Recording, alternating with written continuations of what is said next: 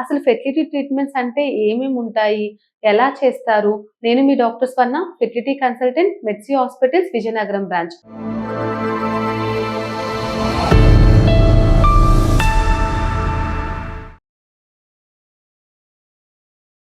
మనకి మెయిన్‌గా fertility treatments వచ్చేసరికి 3 రకాలు ఉంటాయండి. ఒకటి టైమ్డ్ ఇంటర్‌కోర్స్, రెండవది ఐయుఐ, ఇంకా లాస్ట్ ఆప్షన్ ఐవీఎఫ్. టైమ్డ్ ఇంటర్‌కోర్స్‌లో మనం ఏం చేస్తామంటే, ఆడవాళ్ళు మనకి పీరియడ్ వచ్చిన రెండో రోజు రమ్మని చెప్తాం. ఆ రోజు వాళ్ళకి టాబ్లెట్స్ ఇచ్చి వాళ్ళ ఎగ్ గ్రో చేస్తాం. గ్రో చేసి ఎగ్ 18-22 వచ్చినప్పుడు అండం విడుదల అవ్వడానికి వాళ్ళకి ఇంజెక్షన్ ఇస్తాం. ఇంజెక్షన్ ఇచ్చి ఆ టైంలో భార్యాభర్తలను కలవమని చెప్తాం. దాన్ని టైమ్డ్ ఇంటర్‌కోర్స్ అంటాం. అంటే మనం టైమింగ్ కరెక్ట్‌గా చూసుకొని అండం విడుదల చేసి ఆ టైంలో భార్యాభర్తలను కలవమని చెప్తాం. Second one is IUI. IUI వచ్చేసరికి టైమ్డ్ ఇంటర్‌కోర్స్ లానే ఉంటుందండి ట్రీట్మెంట్ మొత్తం.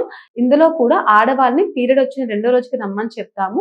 వాళ్ళకి టాబ్లెట్స్ ఇచ్చి ఎగ్‌ని గ్రో చేస్తాం. ఎగ్ రిలీజ్ అవ్వడానికి ఇంజెక్షన్ ఇస్తాం. ఆ టైంలో భార్యాభర్తను కలవమని చెప్పడం కాకుండా మనం ఐయుఐ అంటే భర్త యొక్క వీర్యకణాలు తీసుకొని వాటిని ప్రాసెస్ చేసి వాటిలో హైలీ యాక్టివ్‌గా బాగా కదిలే కణాలు తీసుకొని గర్భసంచిలోకి చిన్న కెథెటర్ ద్వారా ప్రవేశపెడతాం. దీన్నే మనం ఐయుఐ అంటాం. And last option is IVF.